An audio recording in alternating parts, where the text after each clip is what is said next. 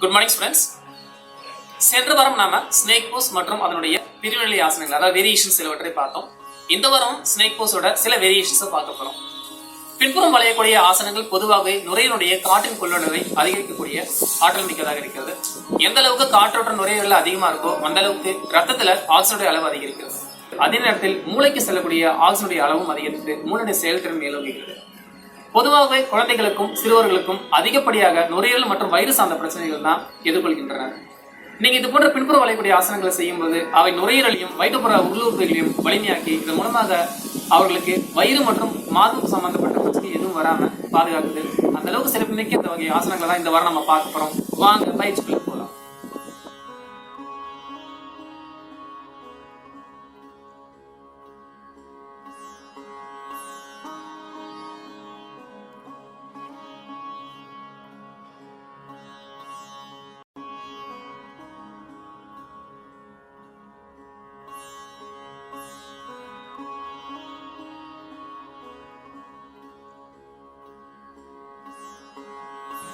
Students, நம்ம அடுத்ததாக பார்க்க இருக்கக்கூடிய ஆசனம் இந்த பர்ஃபெக்ட் ஸ்னேக் போஸோட வேரியேஷன்.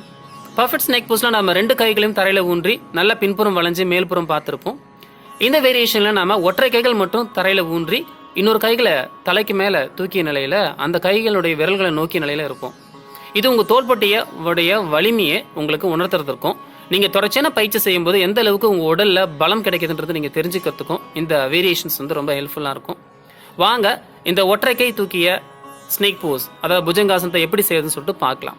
நிதானமாக மகராசனத்தில் வந்து ஸ்னேக் போஸ் செய்யறதுக்கான ரெடி பொசிஷனுக்கு வந்துடுங்க. லெக் ஜாயின் பண்ணிடலாம். ரெண்டு கைகளையும் செஸ்ட்டுக்கு பக்கவாட்டில் வச்சுருங்க. ஆஸ் யூஷுவல் பாடிக்கு எந்த அளவுக்கு க்ளோஸாக வைக்கிறீங்களோ அந்த அளவுக்கு உங்களுக்கு இந்த ஆர்ச் கிடைக்கும். ஸோ ஒரு ஸ்ட்ரைட்டாக ஒரு சிங்கிள் லைன் போல் இருக்காங்க. ஓகே, ஸ்லோவாக மூச்சு உள்ள எடுத்துக்கிட்டே நீங்கள் ஸ்னேக் போஸ்க்கு வந்துடலாம். நிதானமாக மூச்சு உள்ள எடுத்துக்கிட்டே மார்பு பகுதி வயிற்று பகுதின்னு சொல்லிட்டு கொஞ்சம் கொஞ்சமாக மூட்டு மேலே பாருங்கள்.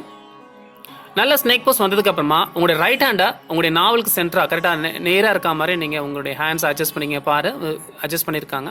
இப்போ உங்களுடைய லெஃப்ட் ஹேண்டை நிதானமாக மேலே தூக்கி வளைக்காமல் கைகளை சின்முத்திர வச்சு அந்த கை விரல்களை நீங்கள் நோக்கிய நிலையில் இருக்கணும்.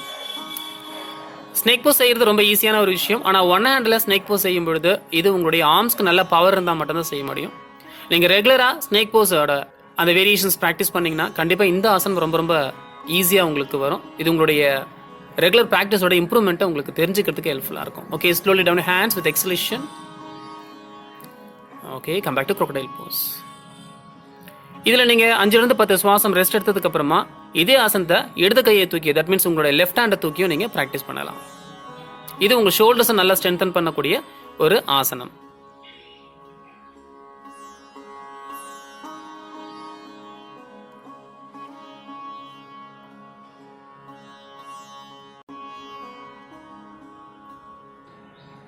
ஸ்டூடெண்ட்ஸ், நாம் அடுத்ததாக பார்க்க இருக்கக்கூடிய ஸ்னேக் போஸோட வேரியேஷன் திரியக புஜங்காசனம் என்று அழைக்கக்கூடிய ஸ்னேக் போஸ் வித் ட்விஸ்டிங். இந்த பொசிஷனில் நீங்கள் பின்புறம் வளையக்கூடியது மட்டும் அல்லாமல் பின்புறம் வளைந்த நிலையில் முதுகை முறுக்கவும் நீங்கள் ஆரம்பிக்கிறீங்க. இதன் மூலமாக ஒரு அப்நார்மல் ட்விஸ்டிங் உங்களுடைய ஸ்பைனல் கார்டில் ஜென்ரேட் ஆகும். இதனால் ஸ்பைனல் கார்டு நல்லா ஸ்டிமுலேட் ஆகிறது மட்டும் இல்லாமல் அதோட சர்க்குலேஷன் நல்லா இம்ப்ரூவ் ஆகும். வாங்க இந்த பயிற்சியை எப்படி செய்யறதுன்னு சொல்லிட்டு பார்க்கலாம். நிதானமாக மகராசனத்திலிருந்து உங்களோட ரெண்டு கைகளையும் மார்பு பகுதிக்கு பக்கவாட்டில் வச்சுருங்க. கைகள் மார்பு பகுதிக்கு பக்கவாட்டில் நல்லா க்ளோஸ்டாக இருக்க மாதிரி பார்த்துக்கோங்க. கைவிரல்கள் முன்புறம் பார்த்தபடியும் ரெண்டு எல்போஸும் வானத்தை பார்த்தபடியும் பாடிக்கு க்ளோஸ்டாகவும் இருக்க மாதிரி நீங்கள் ஃபிக்ஸ் பண்ணிக்கணும். இது ஸ்டெப் 1 சொல்லுவாங்க. ஸ்டெப் 2, உங்கள் ரெண்டு கால்களையும் ஒரு 1.5 அடி தூரத்துக்கு 1.5 feet நீங்கள் அகலம் வச்சு அதே நேரத்தில் கால் விரல்களை ஊன்றி இருக்கணும். இது ரொம்ப முக்கியம் இந்த ஆசனத்தில். இதை ஸ்டெப் 2 அப்படின்னு சொல்லிட்டு சொல்லுவாங்க. ஸோ நிதானமாக மூச்சு உள்ள எடுத்துக்கிட்டே நீங்கள் உங்களுடைய மார்பு பகுதியை மேலே தூக்கி ஒரு பர்ஃபெக்ட் ஸ்னேக் போஸ்க்கு வந்துடுங்க. இந்த பொசிஷனில் நீங்கள் நேராக மட்டும் பார்த்தா போதும், மேலே பார்க்கறதுக்கு ட்ரை பண்ண வேணாம்.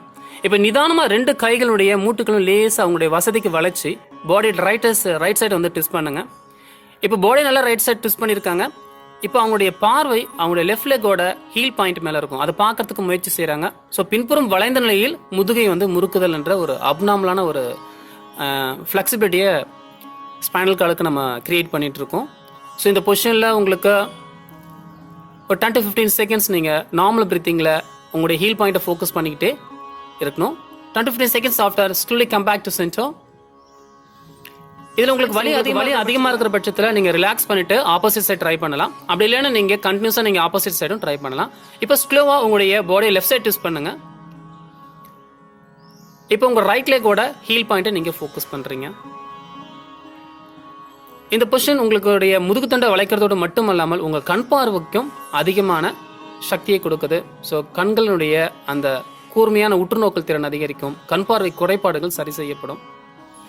ஸோ நிதர்மா 10 to 15 seconds நீங்கள் ஆப்போசிட் ஹீலை ஃபோக்கஸ் பண்ணதுக்கு அப்புறமா okay come back to centre with inhalation.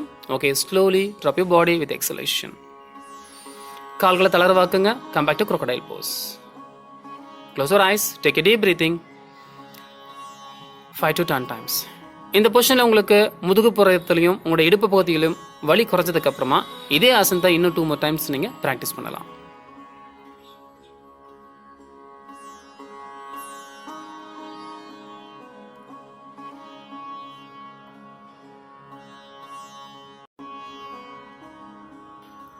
Students, அடுத்ததாக நம்ம பார்க்க இருக்கக்கூடிய ஸ்னேக் போஸோட வேரியேஷன் சர்ப்பாசனம் என்று அழைக்கக்கூடிய கோப்ரா போஸ். இந்த ஆசனம் தோள்பட்டைக்கு மட்டுமல்லாமல் உங்களுடைய மார்பு கூட்டு பகுதியிலுடைய அந்த எலும்புகளுக்கு நல்ல வலிமையும் நெகிழ்வையும் சுவாச திறனை அதிகரிக்கக்கூடிய ஒரு சக்தியும் இது உருவாக்குது. அது மட்டுமல்லாமல் வயிற்றுப்புற தசைகளை வலிமை செய்யக்கூடிய ஒரு ஆசனமாகவும் அடிமுதுகு பகுதிகளை வலிமை செய்யக்கூடிய ஒரு ஆசனமாகவும் இது விளங்குகிறது. வாங்க இந்த பயிற்சியை எப்படி செய்யறது சொல்லிட்டு பார்க்கலாம். 2 கால்களையும் ஒன்றா சேர்த்து லெக் ஆங்கிள்ஸை ஃப்ரீயாக வச்சுக்கோங்க. டோ சப்போர்ட் பண்ண வேணாம். ஸோ 2 கைகளையும் மகராசனத்திலிருந்து விலக்கி உங்களுடைய முதுகு பகுதியில் ஃபிங்கர்ஸ் லாக் பண்ணி வச்சுக்கோங்க. ஒவ்வொரு கையாக கொண்டு வந்து 2 கைகளுடைய விரல்களை கோத்துக்கிட்டு கைகளில் எல்போஸில் எந்த பெண்டும் இல்லாமல் டைட் பண்ணி வச்சுக்கோங்க. உங்களுடைய சின்ன ஃப்ளோரில் டச் பண்ணியிருக்கு. ஹேண்ட்ஸ் ஃபுல்லாக கம்ப்ளீட் ஸ்ட்ரைட்டாக இருக்குது. பெண்ட் இல்லாமல் கால்கள் நல்லா ஒட்டி இருக்குது. இது ரெடி பொசிஷன். இந்த ஆசனத்துக்கு ஸ்லோவாக நல்லா மூச்சை உள்ளே எடுத்துக்கிட்டே முடிஞ்ச அளவுக்கு கைகளை மேலே தூக்கி உங்களுடைய செஸ்ட் ரீஜனை மேலே தூக்கத்துக்கு ட்ரை பண்ணுங்கள். கண்கள் திறந்த நிலையில் லேசாக மேல்புறம் பார்க்குறதுக்கு முயற்சி செஞ்சுட்டே இருங்க. ஸோ லேசாக நீங்கள் மேல்புறம் பார்க்குறதுக்கு முயற்சி செஞ்சுட்டே இருக்கும் பொழுது தான் உங்களால் இந்த பொசிஷனில் ஒரு லாங் டைம் ஷேக் இல்லாமல் ஹோல்ட் பண்ண முடியும். இந்த பொசிஷனில் உங்களோட கைகளை யாரோ பின்புறம் வந்து எடுக்கிற மாதிரி ஒரு இமேஜினேஷன் பண்ணிக்கிட்டு கண்டினியூஸாக உங்கள் செஸ்ட்டை எக்ஸ்பேண்ட் கொடுத்துக்கிட்டு மேல்புறம் பார்க்கறதுக்கு முயற்சி செஞ்சுக்கிட்டே இருங்க. இந்த பொசிஷனில் நார்மல் பிரீத்திங்கில் நீங்கள் 10 to 15 seconds வரைக்கும் இருக்கலாம். இது பாருங்கள், உங்களுடைய அடிமுதுகு பகுதியில் நல்ல ஒரு அழுத்தத்தையும் அங்கே இருக்கிற தசைநார்களுக்கு நல்ல வலிமையும் உண்டாக்குற அதே நேரத்தில் உங்களுடைய தோள்பட்டை நன்கு விரிவடை செய்து இது மூலமாக உங்களுடைய ரெஸ்பிரேட்டரி சிஸ்டம் நல்லா ஃபங்க்ஷன் ஆகிறதுக்கு ஹெல்ப்ஃபுல்லாக இருக்கும். 10 to 15 seconds நார்மல் பிரீத்திங்கில் அந்த பொசிஷனில் அசையாமல் நீங்கள் இருந்ததுக்கு அப்புறமா நிதானமாக மூச்சு வெளியே விட்டுட்டு உங்களுடைய மார்பு பகுதி செஸ்ட் என்ன படிப்படியாக நீங்கள் கீழே இறக்கி ரிலாக்ஸ் பொசிஷனுக்கு வந்துடலாம். Okay, come back to crocodile pose. Take a deep breathing 3 to 5 times. So லைட்டாக லெக்ஸை ஸ்ப்ரெட் பண்ணிக்கோங்க. நல்லா அடி முதுகு பகுதிகளுக்கு நல்ல ஓய்வு கொடுங்க. மார்பு பகுதிகளுக்கும் உங்களுடைய முதுகு பகுதிகளுக்கும் நல்ல ஓய்வு கொடுத்துட்டு வலி முழுவதும் போன அப்புறமா இதே ஆசனத்தை நீங்கள் 2 more rounds ப்ராக்டிஸ் பண்ணலாம்.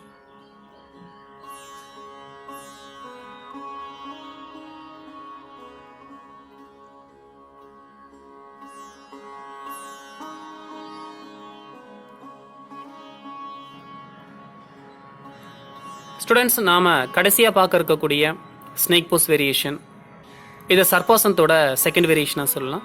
நீங்கள் சர்ப்பாசனத்தை சில வாரங்களை பயிற்சி செஞ்சு நல்லா உங்களால் கைகளை ஊன்றாமல் பின்புறம் கைகளை நீட்டிய நிலையில் உங்களுடைய மார்பகுதி முழுமையாக தூக்கக்கூடிய அளவுக்கு உங்களுடைய உடல் வலிமை கிடைச்சதுக்கப்புறமா இந்த வேரியேஷனை நீங்கள் ட்ரை பண்ணலாம். வாங்க இந்த வேரியேஷன்ஸ் எப்படி பண்ணுறதுன்னு சொல்லிட்டு நம்ம பார்க்கலாம். ஸோ இதனால் 2 கால்களையும் ஒன்றா சேர்த்து கால் விரல்களை ஊன்றாமல்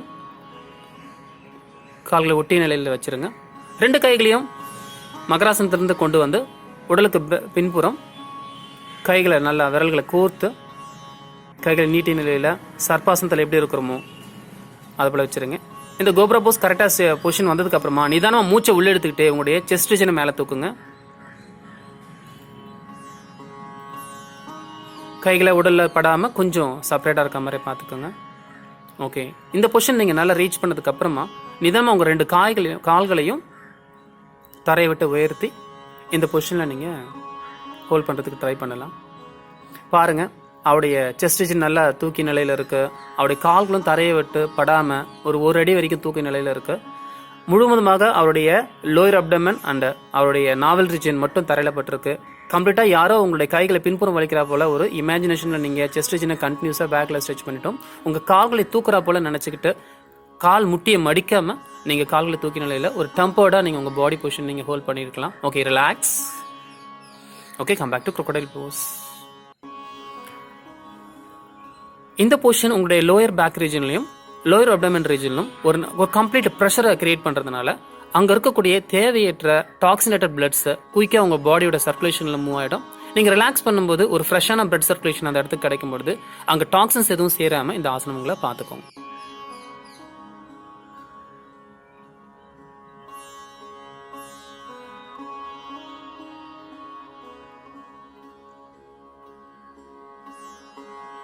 எப்போது நம்ம புஜங்காசன வேரியேஷன் பண்ணும்பொழுது இடையிடையிலையோ அல்லது எல்லா புஜங்காசன வேரியேஷன்ஸ் செஞ்சு முடிச்சதுக்கு அப்புறமாவோ நாம ரேபிட் போஸை அது கவுண்டர் போஸை நம்ம எடுத்துக்கணும். ஸ்லோலி லெக் ஜாயிண்ட் வருதோ, ஹேண்ட்ஸை சைடில் சப்போர்ட் பண்ணிக்கோங்க. ஓகே, நிதானமாக ரேபிட் போஸ்க்கு போயிடலாம். இந்த ரேபிட் போஸ் உங்களுடைய லோயர் பேக் ரீஜனில் இருக்கக்கூடிய அந்த ஹெவி பெயினை குயிக்காக ரிலீஸ் பண்ணி விட்டுரும். ஸோ கைகளை நல்லா நீட்டி நிலையில் பாடி நல்லா ஃபார்வர்ட் பெண்ட் பண்ணியிருக்கீங்க. எப்பவுமே ஒரு பின்புறம் வளையக்கூடிய ஆசனத்துக்கு முன்புறம் வளையக்கூடிய ஒரு ஆசனம் கண்டிப்பாக ஒரு ரிலாக்ஸேஷனாக அமையும். இந்த நேரத்தில் முதுகு தண்டில் ஏற்படக்கூடிய ப்ரெஷர்ஸை இந்த ஆசனம் ரிலீஸ் பண்ணி விட்டுட்டு அங்கே இருக்கிற டென்ஷன்ஸை ரிலீஸ் பண்ணி சர்க்குலேஷன் இம்ப்ரூவ் பண்ணிவிடும். 10-15 செகண்ட்ஸ் வரைக்கும் நீங்கள் இந்த பொசிஷனில் இருக்கலாம். ரொம்ப வலி அதிகமாக இருக்கிற பட்சத்தில் நீங்கள் 1 நிமிஷம் வரைக்கும் நீங்கள் இந்த ரேபிட் போஸ்ட்டில் ரெஸ்ட் எடுக்கலாம். Okay, slowly come back to Vajrasana.